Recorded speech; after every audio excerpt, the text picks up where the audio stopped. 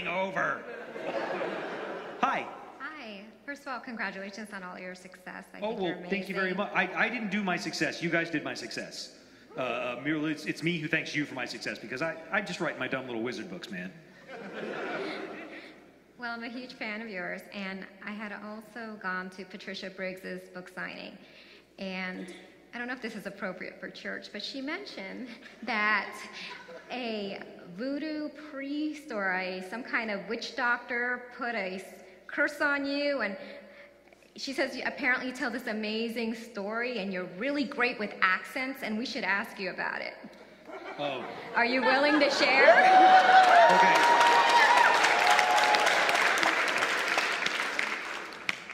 When I was 17 years old, I was cursed by an Amazon witch doctor. It didn't start off with me being cursed by an Amazon witch doctor. It started off with me going with a multi-denominational fundamentalist mission group to Brazil, and I was part of the music groups there. I was one of the singing group kids, and it was a cool organization. They were kind of on the fun end of fundamental as opposed to the mental end of fundamental. And so we would go down, and we would every day we would go down to the docks at Rio de Janeiro, and we would perform next to the ferries that went back and forth across the harbor. And there was like 300,000 people a day walked by. So we'd sing a while, get a crowd, and then the preacher from the Primeira Iglesia Batista de Rio de Janeiro would stand up and deliver a sermon, and then we'd sing some more sermon, like that. On the weekends, we would go out and sing in the country. In the U.S., when you go out to the country, basically what it means is you get to a crossroads and there's a gas station and maybe a McDonald's and maybe like a bait feed and grocery store, kind of in the same spot, maybe all in the same building. When you do that in Brazil, at least when you did that in Brazil in the late 80s, you went out into the freaking Amazon jungle, because that's what country looks like in Brazil, and they would just have like these red brick plazas that were set up where it would be jungle, jungle, jungle, red brick. And people would come in from all over the valley, and they would vend their stuff. They would sell things, buy things, do trading and barter. And we would drive out to one of these little things, and we'd sing, and somebody would preach and sing and preach like that. Well, one day we're out at one of these little plazas, and one of the girls who's in the groups wants to go across the plaza and buy a Coke, and we've got a rule that none of the girls are allowed to walk anywhere without a guy with them. So she said, "Hey, will you go over there with me while I get a Coke?" And I said, "Sure." And so we walked across the way, and she was getting her Coke from the vendor, and this guy steps out of the jungle about 5 feet away. He's maybe 5'4", kind of real scrawny and leathery with a little bit of a pot belly. He's got dreadlocks like down to here, like horrible, ugly, clumpy dreadlocks. They weren't like cool dreadlocks. They were like, the dreadlocks you get when you just don't wash your hair for 7 or 8 years. He had a big snake around his neck. He had another snake wrapped around each arm. He had these crusty old cut-off jean shorts he was wearing, and he had snakes draped through the belt loops. And he just threw back his head and let out this primal scream, and everybody stopped and looked at him. And he shouted something, and then he pointed one of his snakes toward the girl, and it was me, so I did this and got between them. I didn't want to be there, but that was what I was supposed to be doing. So he points his snake at me, and he lets out this howl, and he turns around and storms off into the jungle. And it was real quiet. And I found myself like looking around like this. And I went over to our native guide, Carlos, who is a Brazilian. Carlos was the most Irish-looking Brazilian you've ever seen.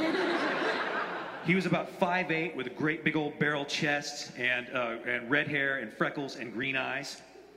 And he spoke English, and his favorite song was My Ding-a-Ling.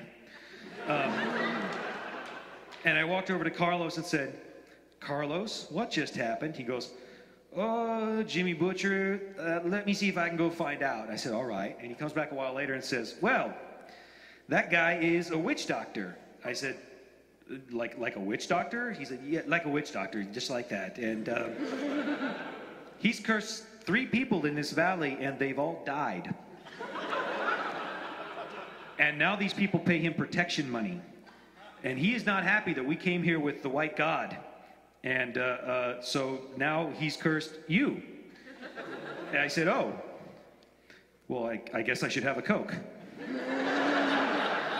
So I got a Coke, and we kept going, and then wrapped up and left, and went back to the camp. We were staying at a summer camp because there were 40 or 50 of us in these music groups.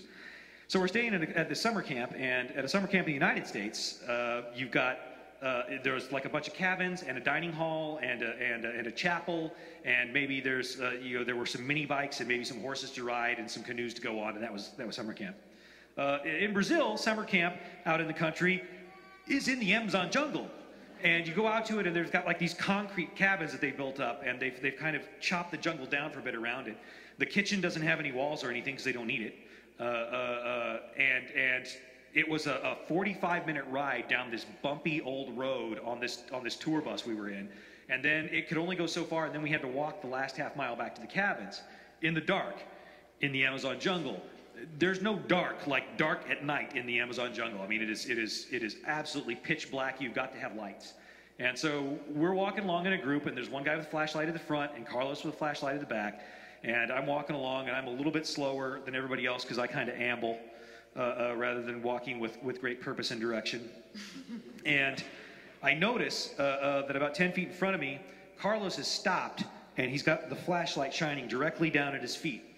And I come walking up to Carlos, and I say, Carlos, what are you looking at? He says, He says, come here. And we kind of kneel down, and there's this print on the ground this big. And he says, that, Jimmy Butcher, is a Jaguar track. And it's pretty fresh. And he takes the light, and he goes,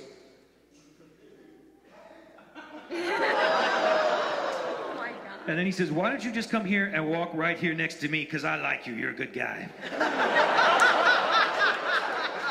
And we walk back to the cabin. I was getting tired of Brazil at this point. Not so much because of curses, but because it was the food. It was all this new food that was this very, very strange. Mostly I'd been surviving by eating rice. And I felt very clever because I had brought a giant thing of Kool-Aid with me to mix with the bottled water. So I didn't just have to drink bottled water. I had Kool-Aid, and, one of those big Kool-Aid things like this. And I was packing everything up because we were going to go the next morning. And I picked up my Kool-Aid thing like this and turned it around.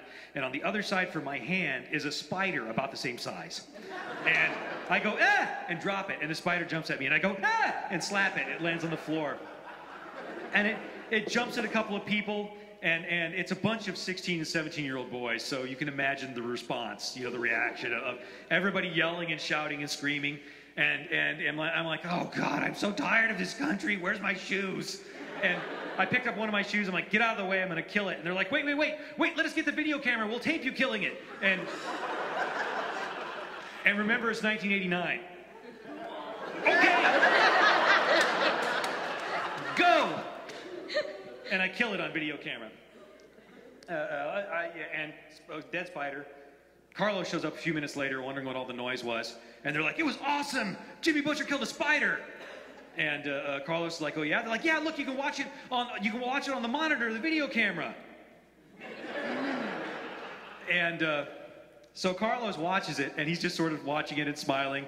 And then he gets to the part where they got a close-up of the spider, and his face goes. I'm like, Carlos, are you okay? He goes, Jimmy Butcher, did that spider bite you? I say, no. He says, are you absolutely 100% sure? I said, why? He says, well, that's kind of a bad one. And what do you weigh, about 125? Yeah, I don't think we're going to get you to a hospital in time if we don't leave right now. And I'm like, no, it did not bite me. He's like, okay. And next morning, I go to sleep that night, and next morning I get up and I go down to the shower, and the shower house is kind of separate from the cabin. And I go down to the shower, and I get up to the shower stall door, and I look at it, and I go, you know what? I'm just not even this place. I'm so sick of this place. And I get a stick, and I push open the shower stall door, and sure enough, there's a snake lying on the floor of it. I just shake my head. I shamble back up to the cabin. I find Carlos. I wake him up. Carlos, there's a snake in the shower. This has happened like 2 other times since we've been there.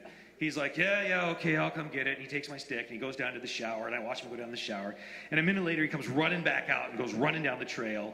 And then he comes running back with 2 other guys and one of those long poles with the wires on the end. And then they go in and round up, and then they come out like it's made of uranium, and they walk out with it like that. And I walk up to Carlos, and I'm like, Carlos, was that a bad snake? He says, yeah, that's a pretty bad snake. It's one that actually goes after people. So you're real lucky you didn't wake it up. And I'm like, well, good. And that day we're leaving, so we went and we toured Sugarloaf, and we went to a Brazilian steakhouse, in Rio. So, that was the dinner at which I ate an anaconda and a monkey in the same meal.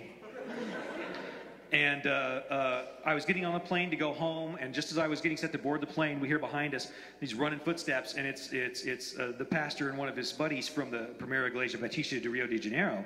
And they're like, wait, don't get on the plane yet. I'm like, why not? They say, we want to videotape you getting on the plane and going home safely. I'm like, why? Because you're the first guy who this guy didn't kill with his curse. And we just want to tape it. And I said, okay. And so I stood there, and they said, okay, go. And I said, all right, I'm Jimmy Butcher from Independence, Missouri, United States, and I'm going home. And I went and got on the plane. And then it was back to the land of Burger King, and we got a letter from the First Baptist Church of Rio a few weeks later that said they'd taken the video out, and they showed it at that same marketplace where the guy had been, and the people watched it, and then they beat up the witch doctor with cricket bats.